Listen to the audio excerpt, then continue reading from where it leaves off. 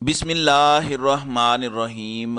अस्सलामुअलैकुम नाज़रीन कराम, नई वीडियो में आपको खुश आमदीद कहते हैं। इमरान खान और जनरल फैज़ हमीद के हवाले से तो बहुत कुछ कहा जाता रहा है, लेकिन इमरान खान और जनरल आसिफ गफूर जो कि इस वक्त हाजिर सर्विस लेफ्टिनेंट जनरल हैं, कोर कमांडर कोयटा हैं, उनके दरमियान क्या मामलात चलते रहे, इस हवाले से नदीम अफजल चंद ने एक नया चंद चढ़ाया है और एक बड़ी बात कही है। मैंने वो क्लिप भी आपके सामने रखना है। जबकि दूसरी जानिब इस वक्त शहबाज शरीफ पर नाअहली की तलवार लटक रही है, जजिस पर किस तरह से दबाव डाला जा रहा है, इस पर पीटीआई क्या सोच रही है, और इस सब के अंदर इस्टेब्लिशमेंट और सियासतदानों को इकट्ठा बिठाने के लिए एक बहुत बड़ा किरदार सामने आ चुका है।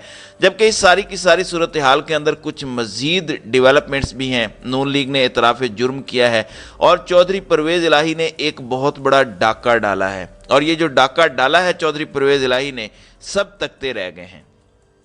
नाज़रीन इकराम, पाकिस्तान तहरीक इंसाफ के रहनुमा फवाद चौधरी का कहना है कि अदालती हुक्म पर अमल दरामद ना हुआ तो सुप्रीम कोर्ट एक और वज़ीर आज़म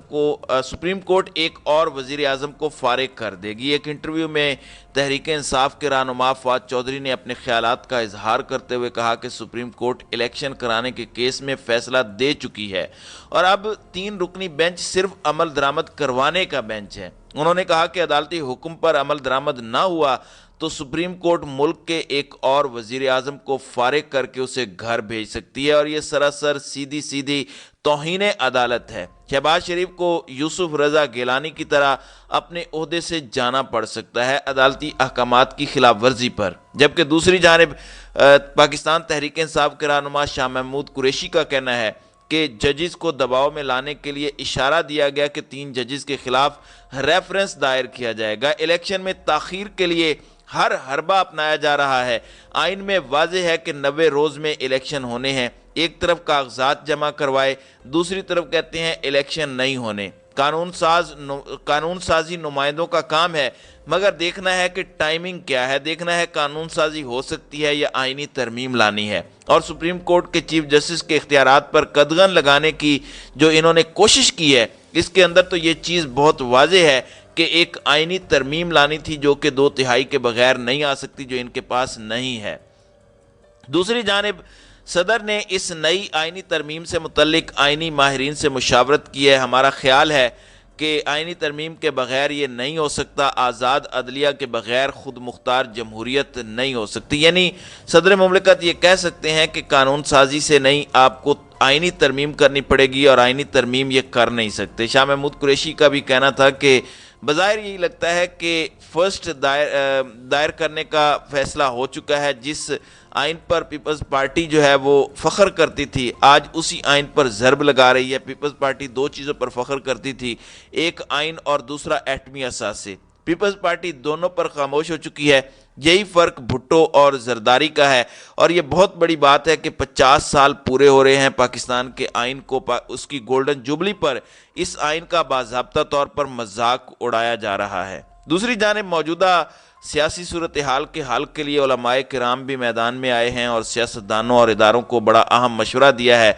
नामवर आलिम दीन मुफ्ती तकी उस्मानी ने मौजूदा सियासी सूरत हाल में सियासतदानों और दीगर जितने इदारे हैं उन्हें मिलकर बैठने और बैठकर मसाइल के हल का मशवरा दिया है।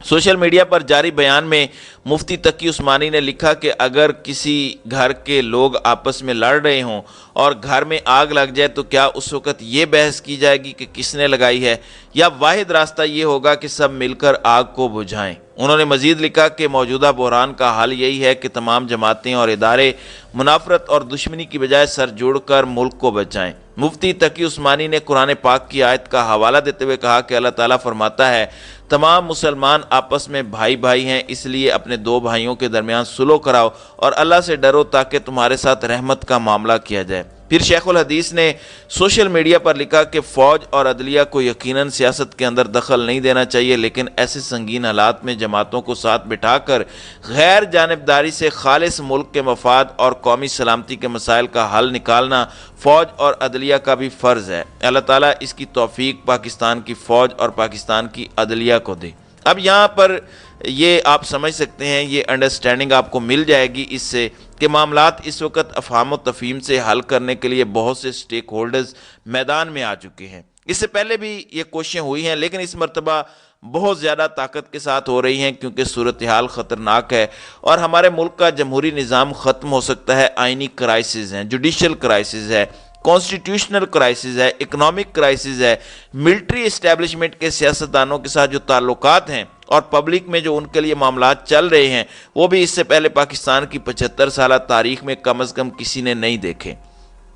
دوسری جانب اس سارے معاملے کے اندر ایک چیز بڑی واضح طور پر سامنے آئی ہے، اور حماد اظہر نے یہ بات بڑی کلیئرٹی سے ایک مرتبہ پھر کہی ہے کہ قاضی فائز عیسیٰ کے خلاف جو ایک ریفرنس تھا، وہ ریفرنس جس طرح سے بھی دائر کیا گیا ایم کیو ایم کی طرف سے وزیر قانون فروغ نسیم تھے، ان کی ضد تھی اور وہ کہتے تھے کہ بہت اہم جگہ سے یہ پیغام آیا ہے، یہ سب کرنا ہے اور یہ کسی اور کے کہنے پر کیا گیا، لیکن یہ بہرحال پی ٹی آئی کی غلطی تھی اور خان صاحب نے تو اسے تسلیم بھی کیا ہے۔ دوسری جانب آپ دیکھ لیں کہ نون لیگ اپنی غلطیوں کا مکمل طور پر اعتراف کر رہی ہے۔ اب ان کے جو کرمانی صاحب ہیں، سمارٹ ٹی وی کے پروگرام کے اندر وہ آئے اور بڑا واضح انداز میں انہوں نے کچھ باتیں کی اور انہوں نے کہا کہ ہم نے جلد الیکشن میں نہ جا کر فاش غلطی کی ہے اور اس سے بڑی غلطی ہم کر ہی نہیں سکتے تھے، ہم نے اپنے اوپر ظلم کیا، اپنی سیاست کے اوپر ہم نے ظلم کیا۔ اب ایک جانب ندیم افضل چند نے ایک نیا چند چڑھا دیا ہے جنرل آصف غفور کے حوالے سے، وہیں دوسری جانب چودھری پرویز الہی نے پہیا الٹا گھما دیا ہے۔ فواد چودھری نے ان کے بارے میں ایک سٹیٹمنٹ دی تھی کہ ہانڈی میں ایک مسالہ ہوتا ہے تو وہ مسالہ جو ہے وہ پرویز الہی ہے۔ پرویز الہی جو ہیں وہ فیمس پولیٹکس نہیں کرتے، وہ پاور پولیٹکس کے اسپیشلسٹ ہیں۔ اب چودھری پرویز الہی کو خان صاحب نے کہا کہ پاکستان کی عدلیہ کے ساتھ، پاکستان کے سپریم کورٹ کے ساتھ جو کچھ ہو رہا ہے اس میں آپ باقی سیاسی جماعتوں کے ساتھ رابطے کریں، اور رابطے ہوئے بھی ہیں، اور چودھری پرویز الہی کا کہنا ہے کہ ایم کیو ایم پاکستان سمیت تمام پرانے اتحادیوں سے جو پاکستان تحریک انصاف کے فارمر الائز تھے گورنمنٹ سے، ان کے ساتھ ہمارے رابطے جو ہے وہ بحال ہو چکے ہیں۔ پرویز الہی کا کہنا تھا کہ M Q M P D M سے اتحاد کا سیاسی طور پر بہت زیادہ نقصان ہوا ہے، ایم کیو ایم میں یہ سوچ موجود ہے، پی ڈی ایم کے ساتھ مزید چلنے کا اب کوئی فائدہ نہیں ہے۔ اب عمران خان کا ان تمام جماعتوں کو بلا کر لائحہ عمل جو ہے وہ جلد بتائیں گے۔ پی ڈی ایم غیر آئینی مطالبات پر مبنی اعلامیہ سپریم کورٹ کے امور میں کھلی مداخلت کے طور پر دیکھا جا رہا ہے۔ حکومت اعلامیہ میں سپریم کورٹ کے خلاف دھمکی آمیز اور توہین آمیز زبان استعمال کر چکی ہے، الیکشن رکوانے کے لیے حکومت کا یہ آخری حربہ بھی ناکام کر دیں گے، یہ کہنا تھا پی ٹی آئی کے مرکزی صدر پرویز الہی کا۔